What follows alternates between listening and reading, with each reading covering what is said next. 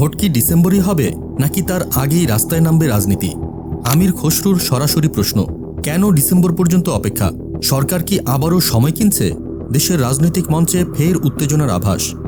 নির্বাচনের নামে আর দেরি নয়, সরাসরি চ্যালেঞ্জ ছুড়ে দিলেন বিএনপির স্থায়ী কমিটির সদস্য আমির খসরু মাহমুদ চৌধুরী। রবিবার রাজধানীর বনানীতে আয়োজিত সংবাদ সম্মেলনে তিনি বলেন, নির্বাচনের জন্য ডিসেম্বর পর্যন্ত অপেক্ষার কোনো মানে হয় না। 3 মাস সময় যথেষ্ট। আগস্ট, সেপ্টেম্বর কিংবা অক্টোবরেই ভোট দেওয়া সম্ভব। তার কথায় স্পষ্ট হতাশা। দেশ এক অদ্ভুত অস্থিরতা আর অনিশ্চয়তার মধ্যে দিয়ে যাচ্ছে। তিনি বলেন, গণতন্ত্রের প্রত্যাশায় যে পথ চলা তা এখনও অধরা। সবাই মিলে স্বৈরাচার হটালেও গণতন্ত্র এখনও অধরা। সরকারের ভূমিকা নিয়েও তুলোধনা করেন খসরু। তিনি বলেন, এই সরকার নিজেকে নির্বাচিত দাবি করছে, অথচ এটি একটি অন্তর্বর্তী সরকার। এদের কাজ ছিল নিরপেক্ষ নির্বাচন আয়োজন, আর এখন তারা রাষ্ট্রীয় সিদ্ধান্ত নিচ্ছে, বিনিয়োগ, করিডোর, এমনকি বন্দর নিয়ে চুক্তি করছে। প্রশ্ন জাগে, এই সিদ্ধান্তগুলোর বৈধতা কোথায়? আইনের শাসন কি এখন কাগজে কলমে সীমাবদ্ধ? আদালতের আদেশ মানছে না সরকার, বলছেন খসরু। তাহলে প্রশ্ন জাগে, কাকে ভয় পাচ্ছে ক্ষমতাসীনরা?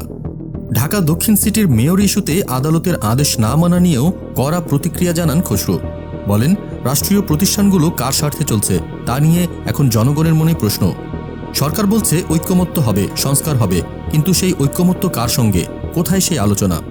বিএনপি চায় শান্তিপূর্ণ সহাবস্থানের রাজনীতি, সংঘর্ষ নয়, সমঝোতার পথেই এগোতে চায় তারা। কিন্তু সরকার যদি জনগণের আস্থা হারিয়ে ফেলে, তবে সেটাই হবে দেশের জন্য বড় দুর্ভাগ্য। 2 মাস আগেই বিএনপি আইনি পথে আওয়ামী লীগের নিষিদ্ধের প্রসঙ্গ তোলে, লিখিতও দিয়েছে তারা। এখন প্রশ্ন, সরকার কি নাটক করছে নাকি সত্যিই ভয় পাচ্ছে ভোটের রায়?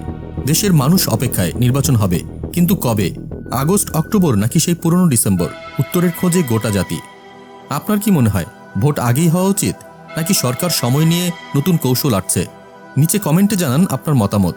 আর যদি ভিডিও ভালো লেগে থাকে তাহলে লাইক দিন, শেয়ার করুন এবং চ্যানেলটি সাবস্ক্রাইব করতে ভুলবেন না।